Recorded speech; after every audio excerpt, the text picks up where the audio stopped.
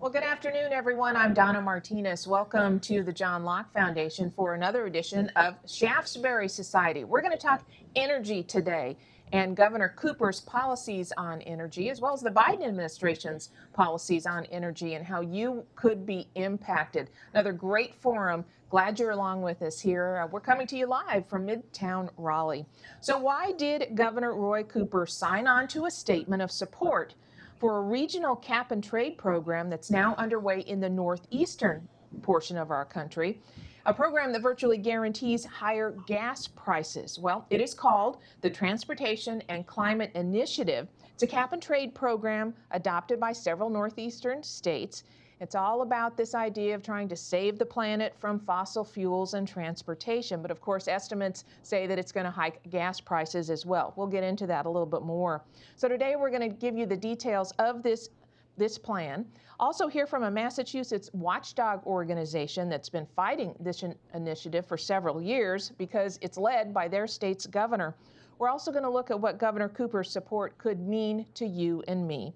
Joining me today for our conversation, State Representative Dean Arp. He is the chairman of the Energy and Public Utilities Committee in the North Carolina House of Representatives. Paul Craney is spokesperson and board member for the Massachusetts Fiscal Alliance. And Dr. Don Vandervaart, probably a familiar name and face to a lot of you who join us here for Shaftesbury Society. He is a former senior fellow here at the Locke Foundation. He's also the former secretary of the North Carolina Department of Environmental Quality. Gentlemen, thank you for being with us. Appreciate it very much. So, Paul, you are in the thick of things in Massachusetts with this Transportation and Climate Initiative. Help us understand what it is. I appreciate you guys hosting this virtual event in North Carolina, because even though I'm sharing this information from Massachusetts, it will be applicable to everyone in your state. The Transportation Climate Initiative is a fancy way of saying it's a tax. TCI, just remember in your mind, is a TAX. That's actually how the consumer is going to feel toward it, because this program was designed with the one intention of lowering the amount of fuel in a region of our country in hopes that the price will increase, which will then diminish the demand. That's it in essential nutshell. That is a cap and trade system. And the proponents of this program have been very vocal in saying exactly what I just outlined. What they haven't been sharing is by how much do they want to increase the cost of fuel, which also includes diesel. But we do know in order for this program to succeed, they must increase it drastically, very high within a short amount of time. So if you can imagine what a hockey stick looks like, that's what we're talking about. Because as I'm sure your other guests will share with the group, gasoline and diesel prices are called regressive, which means it takes a lot of cost to change people's behavior. But remember, this program is designed to change your behavior, the consumer's behavior. And so now, unfortunately, I live in a state where your intent actually is, or the program's intent is actually to raise prices intentionally to get people to stop using gas. Exactly. That's the program. That's the mission of the program. Now, my state, unfortunately, I have a governor named Charlie Baker, who's a Republican, elected in 2014, who is basically the author of this program. He's the #1 cheerleader of it. Funny enough, my governor was elected in 2014. The same year, there was a question on the Massachusetts ballot to repeal an automatic gasoline tax, and he came out in support of that repeal and was elected. Now, fast forward to 2020, 2019, and 2021. The last few years, TCI has been at the forefront, and now he's authoring the program, which would increase gasoline prices. So again, for your audience, TCI, that's a fancy way of saying TAX. It's a tax for gasoline and diesel fuels. This program was originally started in around December of 2019. And looking at the timeline at that point, my governor, along with about 11 other states from Virginia all the way up to Maine, including the District of Columbia, so 12 states in DC, came out before the pandemic saying, look at this wonderful program that is being designed at the Georgetown University Climate Center. And they said this is something called the Transportation Climate Initiative. That was December 2019. And at that point, we started to fight it. We got advocates and allies in all the 12 states, but the public really didn't know what it was about. And you have to remember what what the world looked like before the pandemic. But people would drive to work. A lot of times they faced tough commutes. And then the pandemic hit, which probably did more for the environment than any type of gasoline tax could ever do. And what I mean by that is people's behavior quickly changed. I'm sure your state is a little bit more free than my state, but in Massachusetts, we had an utter lockdown that's still going on, in which you were told to stay home, flatten the curve for 2 weeks, which ended up being about 1.5 years. Well, that means people weren't driving. So the proponents will tell you that this is an environmental policy to save the world, the region, maybe your state, but it's really a tax policy. But if you do believe it is an environmental policy, the pandemic has done a great job of lowering emissions in the transportation sector, specifically with cars and trucks. And then throughout last year, as states were dealing with the recession and the economic consequences of shutting down their states, slowly but surely you saw the Massachusetts governor, Charlie Baker, start to reemerge on this issue. In about November of last year, right around Thanksgiving, he started to second guess the program based off of what's been going on with COVID-19 and the repercussions. But in December of last year, about a year after from his original launch, he came out and reiterated his support for TCI. And at that time, we started with 12 states. Ended up being last December that only 3 states had an interest in it at that point. So in December, they announced that Massachusetts, Rhode Island, and Connecticut, along with the District of Columbia, will be signing on the dotted line to join TCI, which means that 9 other states at the moment declined to join, which is very good news for the taxpayer and for consumers. Unfortunately, in that December announcement, North Carolina, who has not been a player at all in any of this, signed a letter along with the other governors who declined to sign on the dotted line, but said we're watching this closely. So your state at that point, for whatever reason, decided to watch this program that has been losing support. And amid an economic downturn, when a virus has done more to help the environment, if you will, than any type of gasoline tax policy could ever do. So that's kind of the gist of it. Now, what's been going on right now is that even though Massachusetts, our governor signed us up for it, Rhode Island and Connecticut are kind of still up in the air because those states have functioning democracies where the legislature needs to vote on it. Massachusetts is claiming that we don't need to vote on it, that the governor's signature is authority enough. But those 2 states, they're going through the legislative process, so it's still not a done deal. So in theory, it could just be Massachusetts and the District of Columbia wanting to raise our gas taxes so that the world can benefit. But your state, like I said, is in the observation phase of it. I will tell you, since this all started in December of 2019, when TCI first came out, the proponents got a lot of heat because people don't like to raise gasoline taxes, and they've never once disclosed, even as of today, how much they want to raise diesel fuels. Never once. When they first came out with TCI, they said we want to raise gasoline taxes, and they said over the next 10 years, because of this increase of gas taxes, TCI could help the environment anywhere between 1% to 6% with carbon reductions. Over the next 10 years, if we do nothing, we don't enter TCI, we just follow the current rules in place and the technology, which is advancing in electric vehicles, carbon emissions will be reduced by 19%. So follow the current plan, which doesn't cost us a whole lot, 19% reduction, add TCI, which will have a huge economic cost, 1% to 6%. But even in that model, they've never once disclosed what they want to do with diesel fuels. So the big question, of course, and Don and Representative Arp, I want to get your reaction to this, is why would Governor Roy Cooper sign on to a statement of support based on the description you've just given us, Paul, and why would he be interested in, at any point, bringing something like this to North Carolina? Obviously, negative effects for North Carolinians if that were to happen.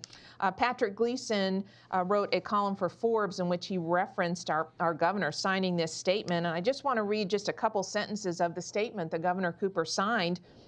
saying that, let's see here, as signatories to the Memorandum of Understanding prepare to launch the TCI, our Transportation and Climate Initiative jurisdictions, again, Governor Cooper signing this, commit to continued collaboration and individual actions to equitably reduce air pollution, create healthier communities, and invest in cleaner transportation. Later in the statement, which he signed, it says, beyond the TCIP, all jurisdictions will continue to collaborate on other state and regional strategies, including additional equitable emission reduction policies to advance our shared climate and transportation goals. Our governor has signed that. Representative Arp, what do you make of it? Well, I mean, Donna, who's not for that clean energy? I mean, when you talk to the public, they absolutely want lower carbon emissions. They want cleaner environment. But the problem is how they go about implementing that. They throw cost out the window, and as stated before, that's not what the consumers want. They don't want you to tax into oblivion an artificial choice here. They want real technologies, real changes. And there's such a disconnect. And quite frankly, this whole cap and trade is, for all practical purposes, another initiative, government-sponsored program like the stock market to try and to benefit off of this on the backs of consumers. I will tell you that people in North Carolina, we're struggling to find a way to pay for transportation through the gas tax and our roads and so forth. They'll drive 6 miles for one penny difference in the gas prices and so forth. Very competitive. One of the most hated taxes in North Carolina, and yet they believe that by driving the prices up, that it will affect and influence this behavior.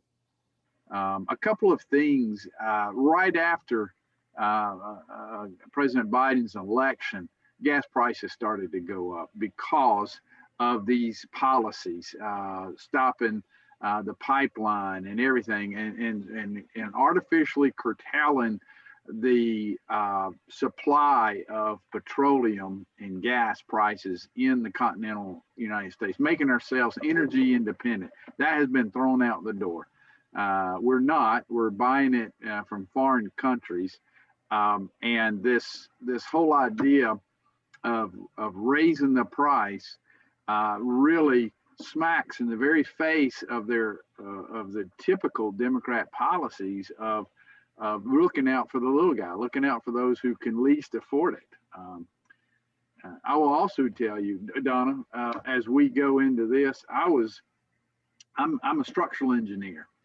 And I know the last time gas prices rose so quickly, it led to a recession because in construction, petroleum products are so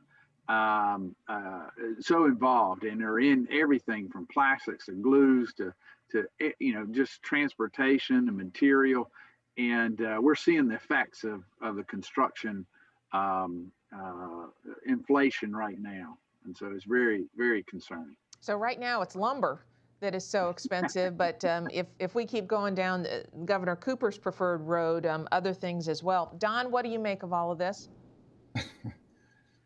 Well, the one thing I wouldn't agree with Representative Arp about is that the Democrat Party is not the party of the little guy, and that's been clear now ever since Obama has gotten in bed with the large corporations that. And really, whether indirectly or whether consciously or not, the lockdown during COVID has really helped large corporations and have really put pressure on the smaller businesses. But his point is right, which is as unpopular as this idea of an increased tax on gasoline and fuel was when it started, it's even more unpopular now since the Biden administration and the Cooper administration have signaled that they are opposed to increasing availability and supply of hydrocarbons in America.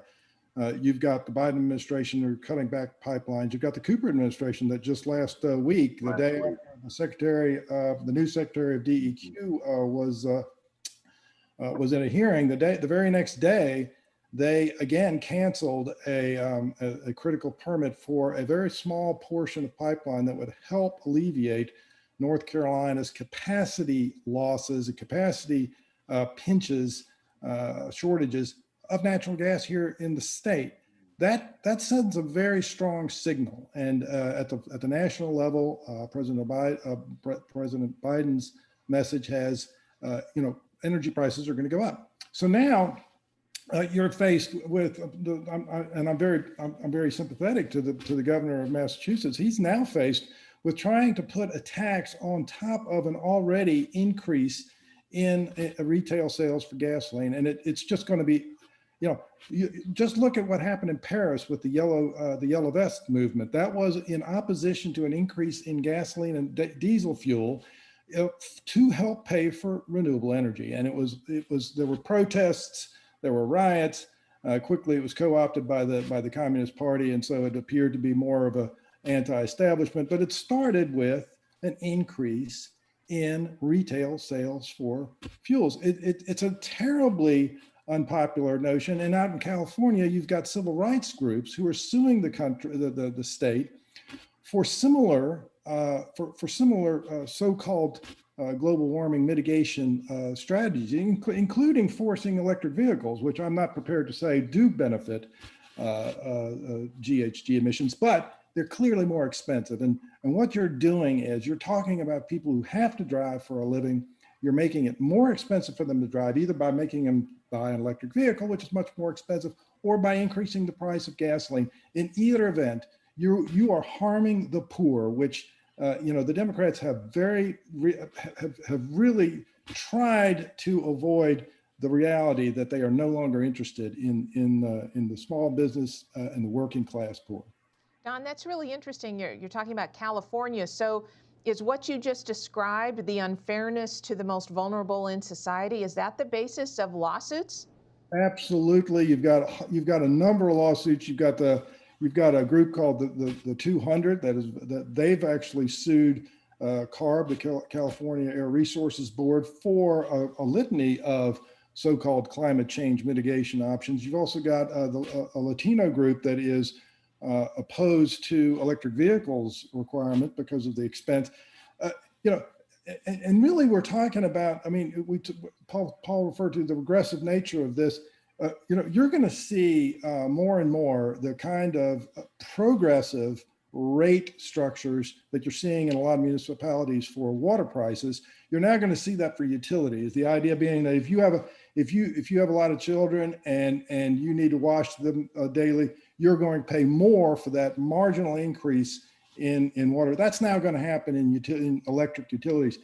It's very hard to do that in gasoline, in fuel for transportation, but that's what they're trying to do, and of course it's going to affect adversely those people that have to drive for a living. It's a very difficult, and look, that's why Governor Cooper has kept it at arm's length.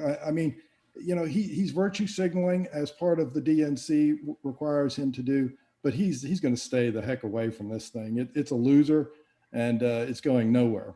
Representative Arp, are you hearing your colleagues in the state legislature talk about this? Is it generally known or understood that Governor Cooper has signed on in support of this idea? Well, I will tell you, Donna, that we are in the midst of debating significant energy policy in the state of North Carolina. Just the other day, I had filed an energy freedom bill just to allow so that local municipalities do not artificially prevent gas hookups to your house and so forth. And so there is a whole host of quiet behind the scenes initiatives that are driving these types of policy initiatives. In fact, it's underground.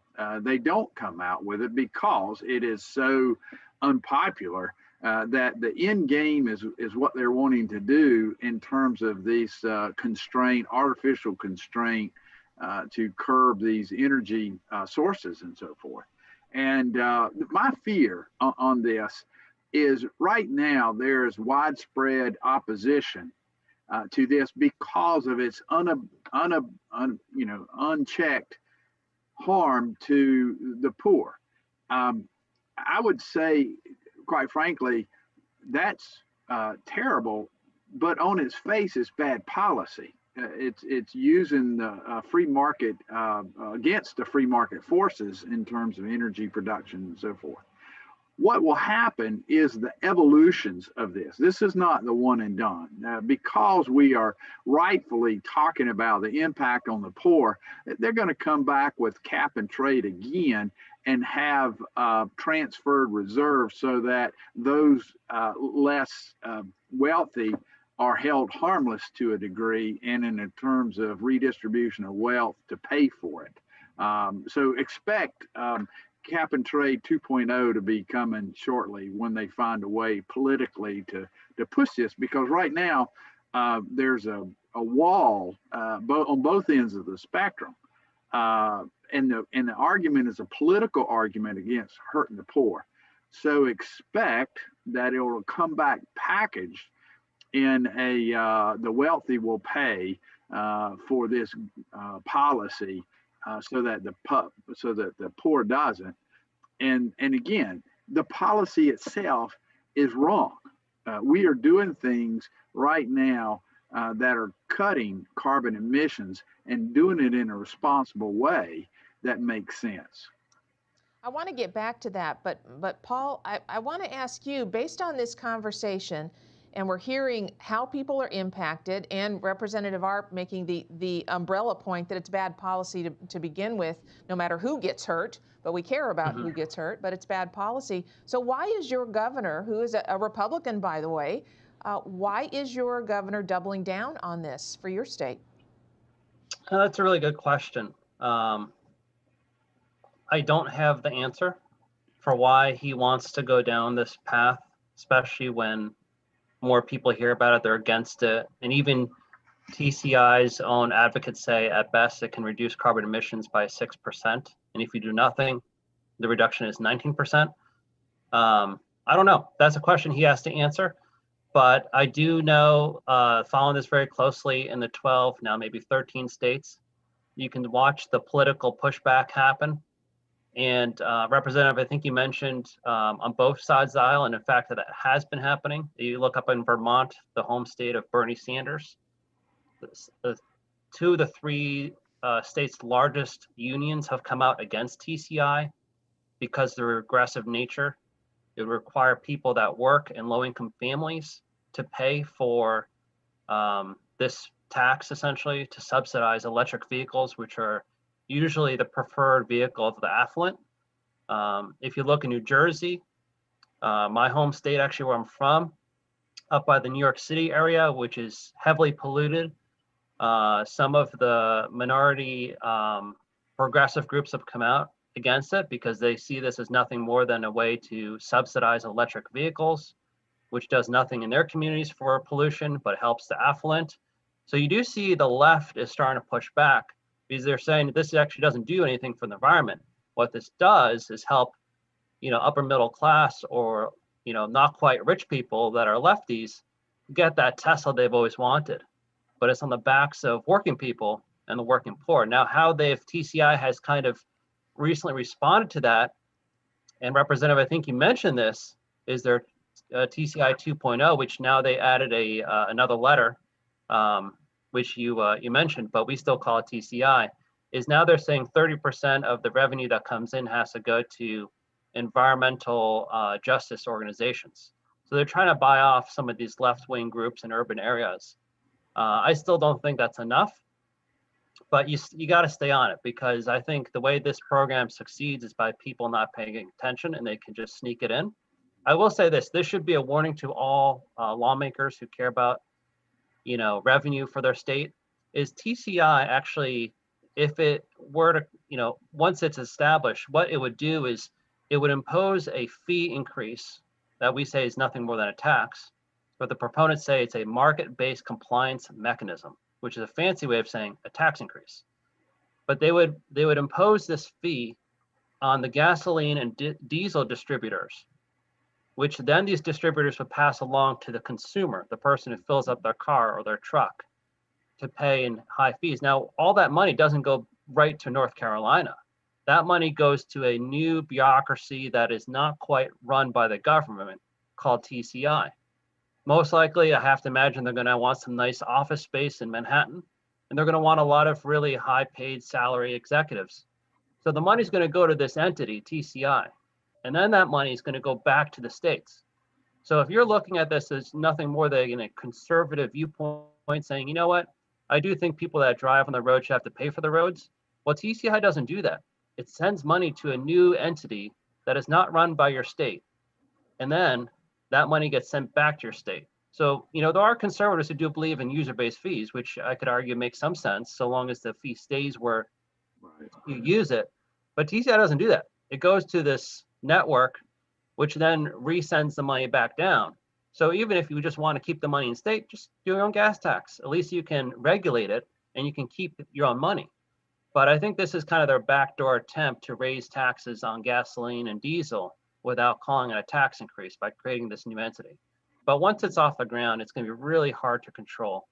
And it'll be almost like you're giving away your regulatory oversight as a lawmaker to this entity, which can raise taxes on the consumers in your state. And mind you, you mentioned something about Wall Street. If you look at TCI, they would have allowances for these entities to sell gasoline. So they limit the allowances, which means the price will go up because the supply will decrease.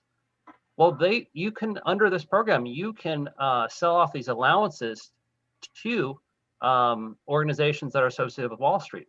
And there's nothing prohibiting that. So now this becomes a kind of a how do you become rich scheme. And there's a lot of danger to that because it's off the backs of people who actually need gasoline and diesel. And the last thing I would just want to say before I turn it over to anyone else that wants to speak is that diesel costs, you have to remember, you know, we often think it's the person driving the truck, but it's actually all of us on this call. I mean, we all buy something that is delivered on a diesel truck. So when you're talking about raising the fuel costs for diesel trucks, that's the food you eat. That's everything. The lumber gets delivered to your home or to your company. Everything gets impacted with diesel fuels. But one last point is that politically speaking, we've been watching this very closely. And we did have our first election this past November where TCI was on the ballot in some of these states. And what I mean by that is that some politicians, mostly on the Democratic side, thought that TCI was a winning issue. So they went up, they were trying to knock out incumbents, win primaries, whatever it was. But it ended up actually being kind of like a boomerang effect. And a lot of politicians who embraced TCI actually lost. And a lot of candidates who were against TCI actually won. And I'll give you a quick few examples because the Northeast is pretty blue. But up in New England, we do have a few Republican governors. There's three. One of them is in New Hampshire, Governor Chris Sununu. In December of 2019, the day that TCI came out with the 12 states, Governor Sununu said, not New Hampshire. He pulled out that day. It was kind of a shot at TCI. So now they had 11 states. The day they come out, they lose their first state. Well, Governor Sununu got a lot of criticism for that. He had a Democrat legislature in the House and Senate, and they went after him real hard, saying, "What are you doing, sticking your neck out like this? You know, this is a program that could, you know, somehow get money back to the state." Well, what ended up happening was that in November, he not only got reelected, but he flipped both chambers from Democrat to Republican, the biggest shift in all the 12 states. Senator Susan Collins, a moderate Democrat in Maine, which is pretty liberal as a state, she had the Democratic Speaker of the House, this up-and-coming star in Democrat politics, who everyone thought Susan Collins was going to lose. Susan Collins did a TV ad that showed a guy going to get his truck filled up and saying, "This is going to cost me an extra $10. It wasn't TCI, but it was a gasoline carbon tax that Speaker Sarah Gideon was supporting. And Susan Collins won. And even in Vermont, the Democrat speaker in the legislature, in Rhode Island, the Democrat speaker in Rhode Island, these people embraced TCI and they lost. So you saw it across the board in so many states, including deep blue states, when proponents embraced a carbon tax / a TCI gas tax, they lost. And when candidates decided to run against the issue, not run away from it, but actually confront it, voters reward them. Because at the end of the day, voters care about the environment, but they also want to look at it and say, well, how much will this cost? Because everything that you look at in government has to have some kind of cost. And when you can elaborate the cost, then voters aren't saying that they're anti-environment. They're just saying, not this program. Give me something else. So it's mixed politics. Don, I think Paul is right. I mean, what has happened with this is there's such a disconnect between the cost and benefit of this program. The cost is enormous to drive this policy for very, very few benefits.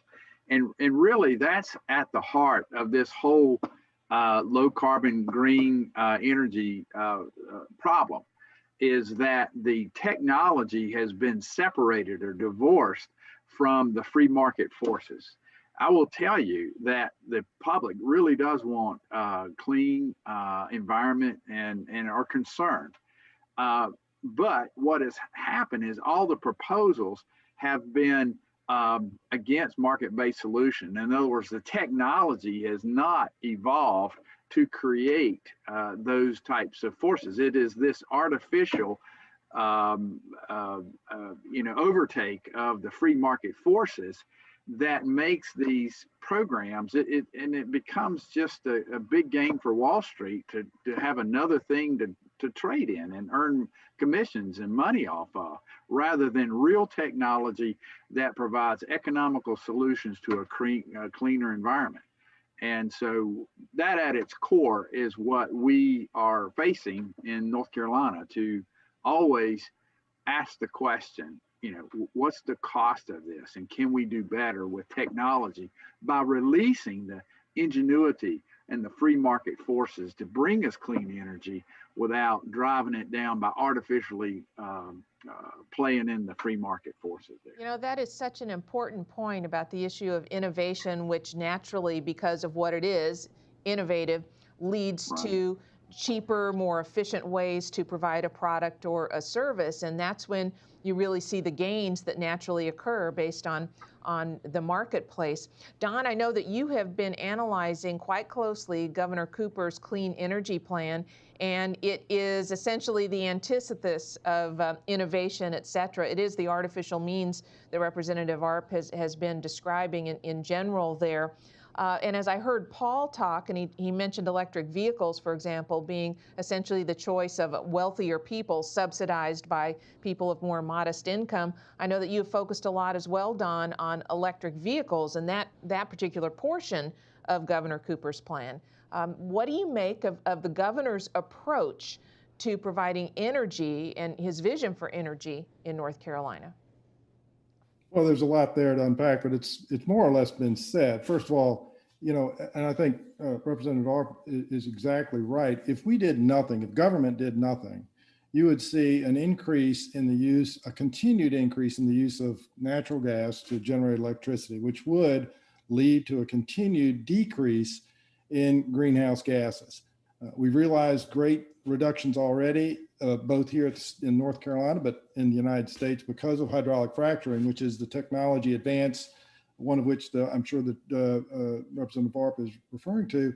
But this administration is not interested in doing nothing, and what they're interested in is preventing natural gas increasing into North Carolina. And they're going over to some very high cost, the next highest cost electricity generation. And you'll hear folks say that, wind, for example, and solar are really cheap, but that doesn't explain why, like India and China, which are both relieved of some of the reductions required under the Paris Accords, why aren't they just building wind and solar? Because in fact, they're not very cheap. They're not cheap. They're actually building coal plants and they're building nuclear plants because that's the next cheapest electricity generating system. So there's a lot of misinformation out there. And I think that Representative Arp is exactly right. When you impose, you can't call this a market-based solution when you're imposing parameters on the market and then pretending like you're going to let the market proceed. It's proceeding in the box that you forced it into. And it's not the right answer for North Carolinians, particularly North Carolinians of limited means and those that work for a living. In fact, I thought it was pretty fascinating. In a recent piece that my colleague John Sanders posted at johnlocke.org, it's titled "Lowest Cost Generation Available, Legislators Seek to Help North Carolina's Electricity Consumers." John pointed out this as he wrote about why it's so important to have the low-cost energy for everyone. He wrote, for example, Governor Roy Cooper identified 164 stakeholders to develop his expensive and risky clean energy plan. When those stakeholders were asked to identify their priorities for electricity provision, only 7% of them reported interest in valuing affordability and reliability. Well, it seems like that should be the basis, no? Not for those, not for those interested parties that were masquerading as stakeholders. Those people were rent seekers that were at the table trying to take more money out of the taxpayers in North Carolina's pockets and out of the pockets of ratepayers and benefiting personally for them. And that's a real problem with the stakeholder process, the so-called stakeholder process that's going on right now. And that has occurred in the past. If you look at the roster, you'll see a lot of alternative energy companies, and it's rational behavior for them to try to promote their industry. But you've got to have other folks there whose interests are not served and who are more objective, I think, in keeping those prices low for the benefit of the state.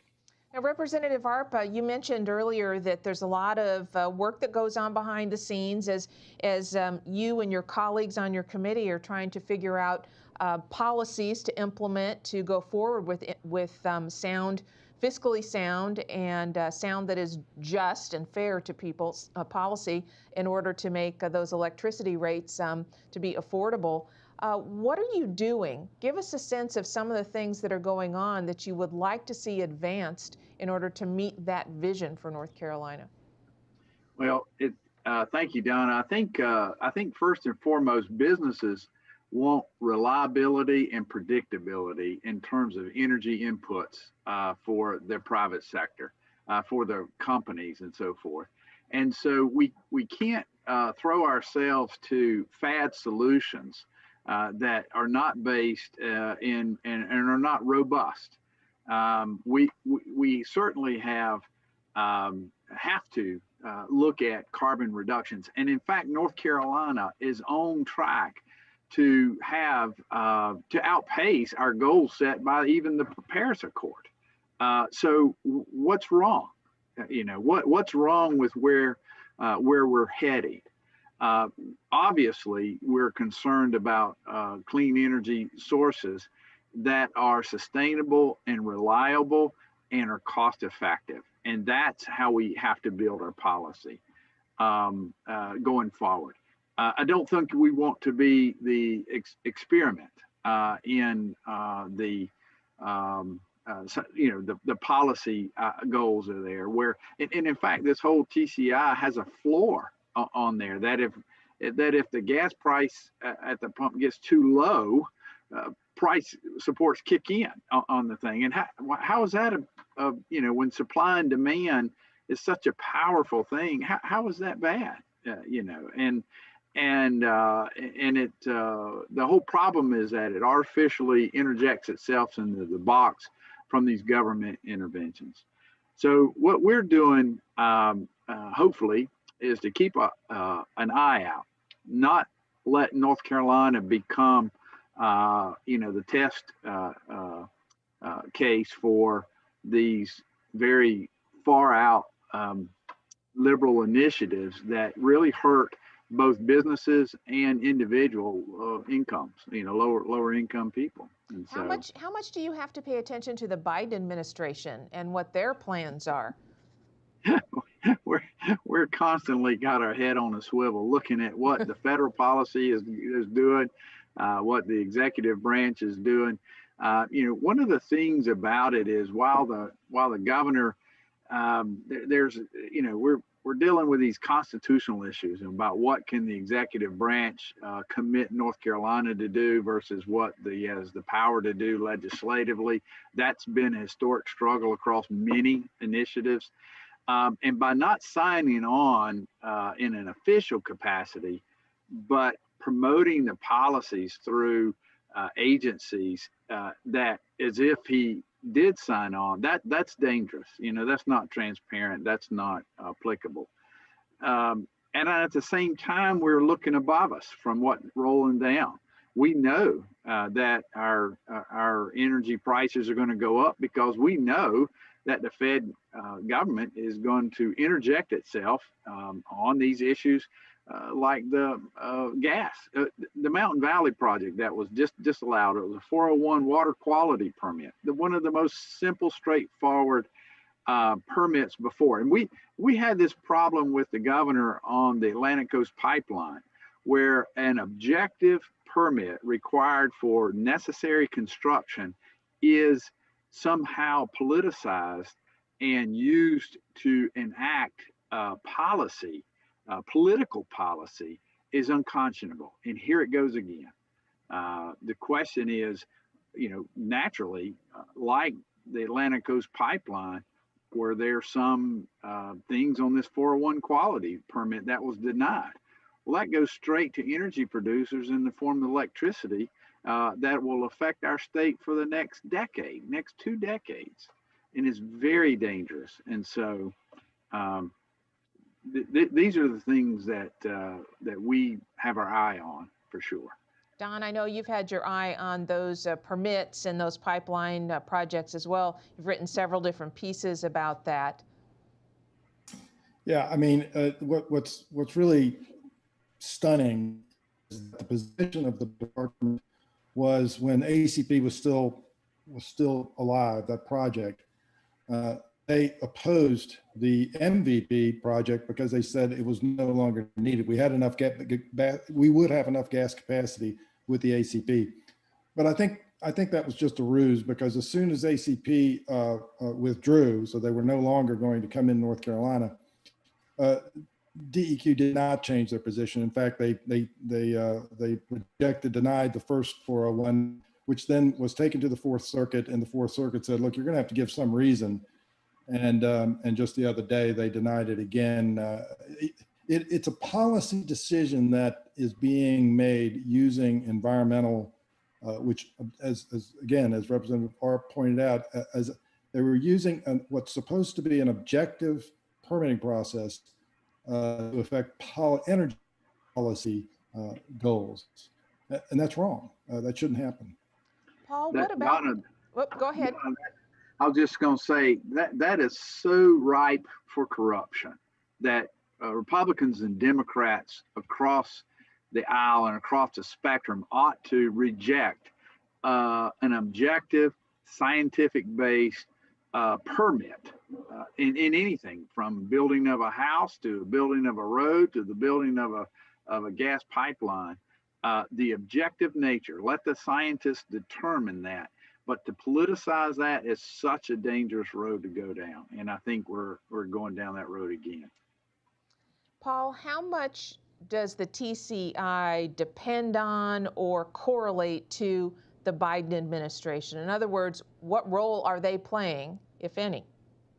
Well, this was started before Biden, but it's been interesting to see what happened post-Biden was sworn into office.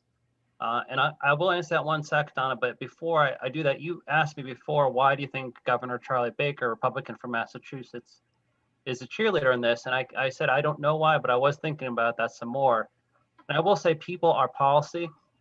The head of the Massachusetts equivalent to what Don is, she runs the TCI program, so she's like their chair. So she's driving it. In Massachusetts, we have a director of climate change. I don't know if your state has that position, but I sent you a YouTube video. If you could share it with your audience at some point. Right, and it has been posted in the comments section of our Facebook page. Yeah, so this is interesting. This kind of was a snapshot into their thinking, but this gentleman gave an interview via Zoom in Vermont, and I have about a minute clip there, but he talks about how in Massachusetts, there are no more bad guys left. There's no more coal, natural gas is being stopped. You know, those are the bad guys, the big carbon emitters that power the state. And the state is now doing a net zero by 2050. We're trying to onboard wind power off of the shore.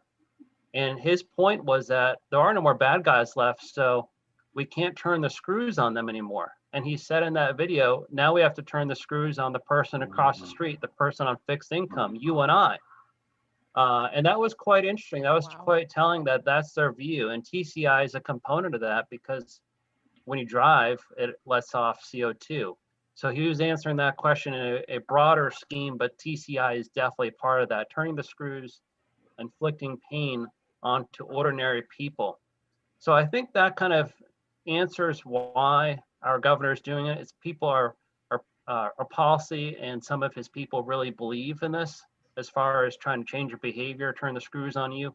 So you have to pay for these things.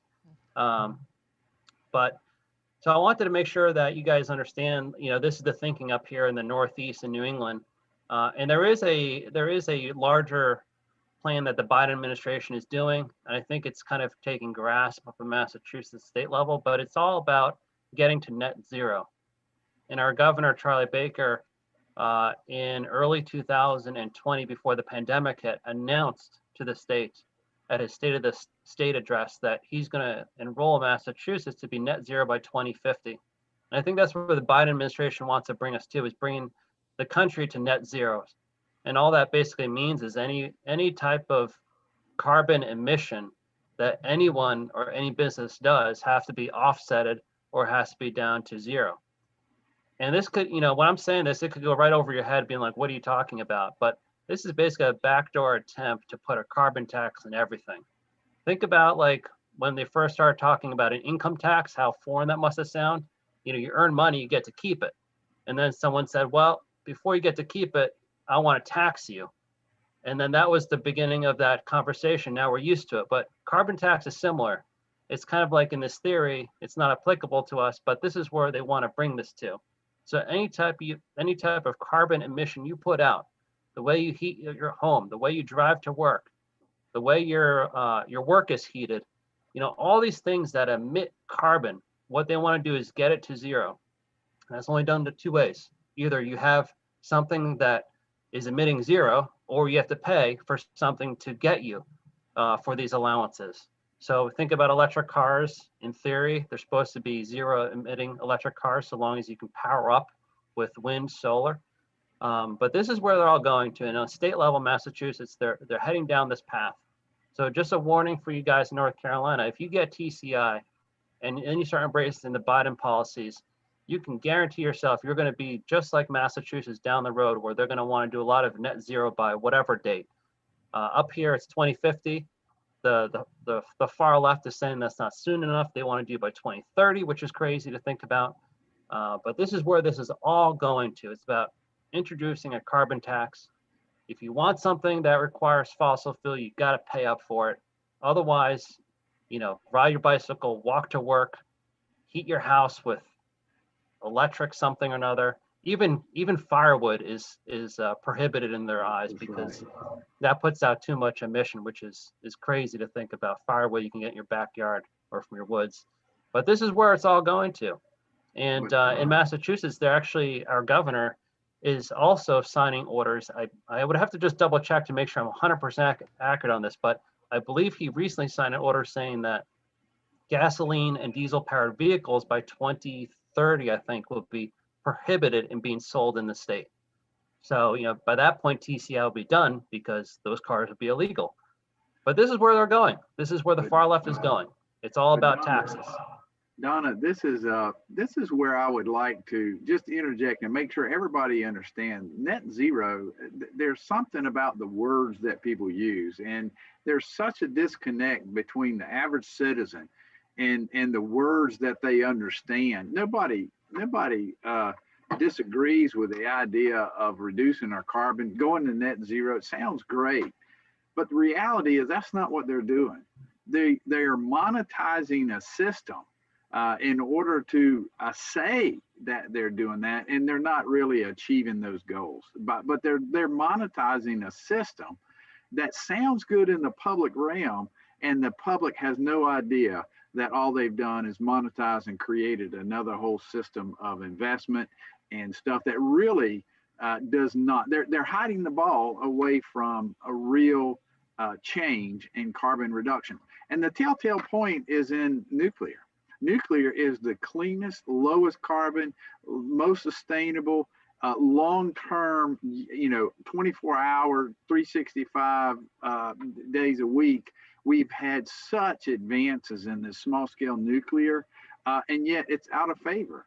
And so what is in favor are these particularly chosen fields to produce green energy rather than an all source above.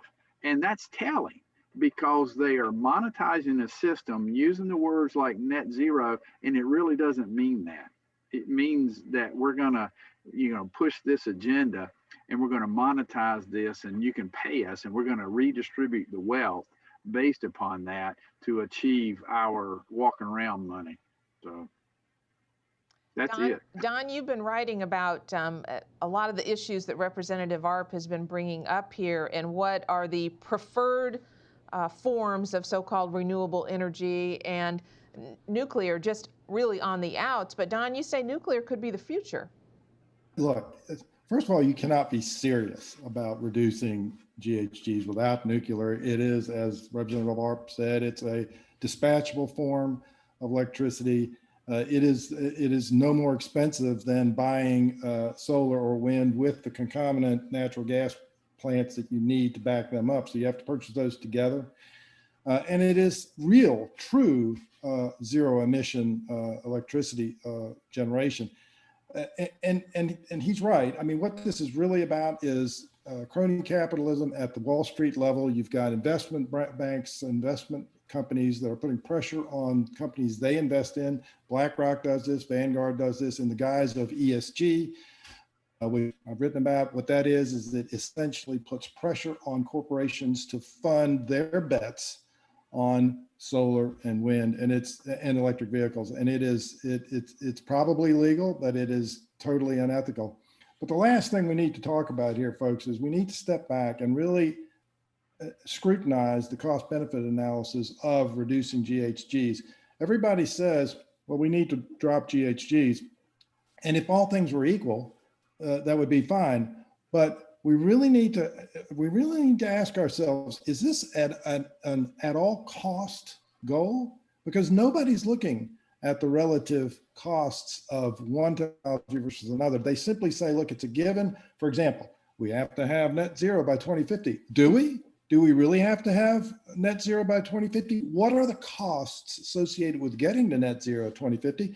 And what are the benefits? And the benefits, if you look at the latest research from the EPA themselves, we're talking a couple of degrees in 100 years. This is not the critical existential threat, for example, COVID was, at least initially. So, we have stopped asking that question. And if you don't ask that question, you are going to be forced into a place where they are sucking money out of the middle class and giving it to the elite Wall Street investment bankers. And that's where we're going. Well, not only has Governor Cooper signed on to this statement of support of the Transportation and Climate Initiative, but then you've got the Biden administration with their additional ideas. And so we're talking about it here because we want to make sure that people in North Carolina understand what is potentially coming, and also through Representative Arp, what is actually being worked on that is more market-based in the legislature. So you've got those tensions. But in other states, I mean, they have their own concerns about energy. The state of Alaska, obviously, an energy-rich, energy-dependent state. The governor of that state, just writing just a couple days ago in a piece for the Wall Street Journal, he writes in part this: so why has the Biden administration chosen to target Alaska's highly regulated energy industry? What logic is there in trading clean North Slope oil production for Yamal's methane spewing wells? He goes on to talk about the issue of Alaska essentially being targeted.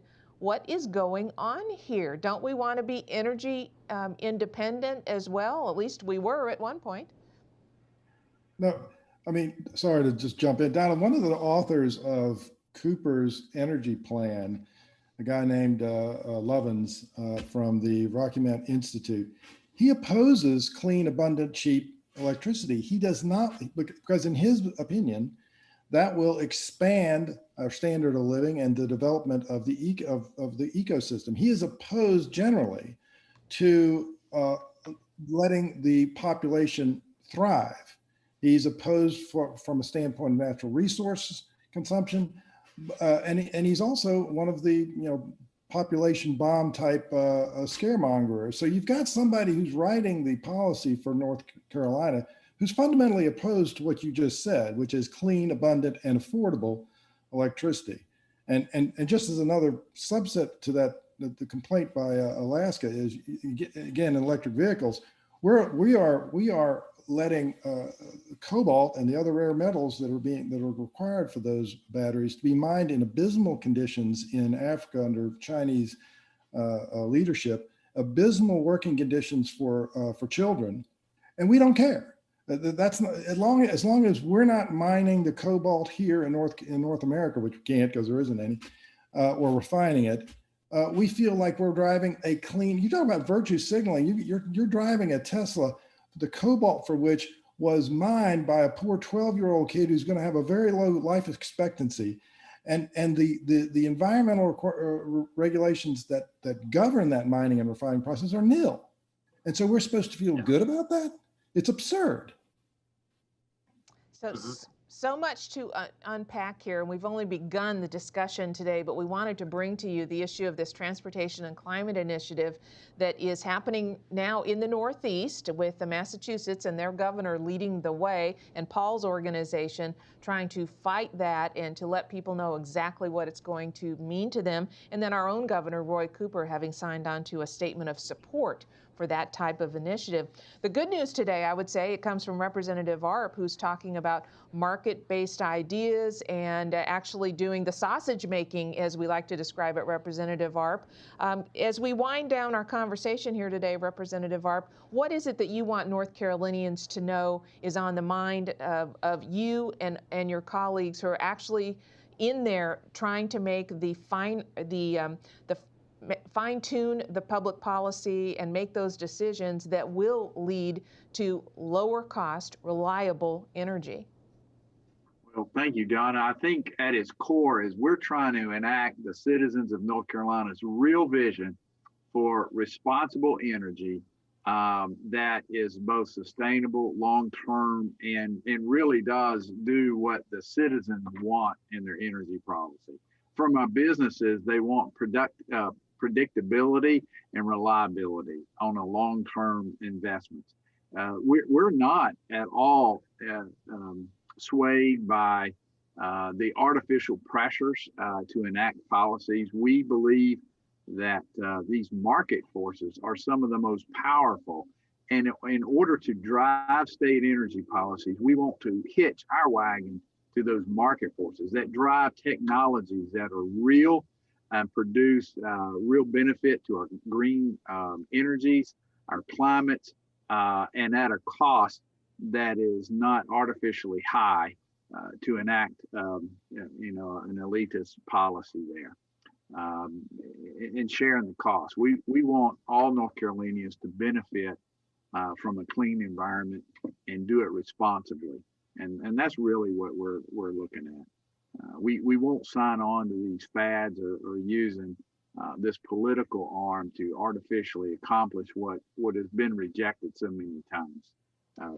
We did very well holding on to good policy. And I think I think we can make that case to the citizens, and I think they'll support that. Well, Paul, we know that you are in the thick of it in Massachusetts as the Transportation and Climate Initiative is very real for residents of your state and a couple of others in the District of Columbia as well. We're going to keep our eye on this for obvious reasons, not only because we don't want you folks to be subjected to what this would bring to you, higher gas prices at the top of the list. But of course, we don't want that kind of policy coming here to North Carolina either. Paul, we wish you the very best. Want to have you back so that we can talk a little bit more about this as things move forward. Our guests today have been Paul Craney with the Massachusetts Fiscal Alliance, Representative Dean Arp, who is chairman of Energy and Public Utilities Committee in the North Carolina House, and Dr. Don Vandervaart, the former Secretary Secretary of the North Carolina Department of Environmental Quality. Gentlemen, appreciate all of the perspective and knowledge here. Thank you so much for helping us to kind of give the folks who are listening and watching us today a better understanding of what's happening here. Really appreciate it. And we do appreciate you joining in, because once again, it's another issue that some of this is going under the radar, and that's why we want to bring this to light for you. So glad that you were along for this. We would ask you to consider one thing. If it's important to you to learn about these type of things that will have a direct impact on you, you always know that you can rely on the John Locke Foundation and the reporting of Carolina Journal to help bring these issues to light so that you have a better understanding. We would so much appreciate it if you would consider helping us do this by considering a financial contribution. The John Locke Foundation is a nonprofit organization, and if you would like to do that, it's very simple, very easy. Just go to johnlocke.org. In the upper right-hand corner, there is a Donate tab. Just click on that. It's secure, it's fast, less than 2 minutes. You can help defend and advance freedom and market-based ideas right here in North Carolina. We would so much appreciate that. All right, hope you're going to be back with us next Monday for another edition of Shaftesbury Society. I'm Donna Martinez on behalf of the Untitled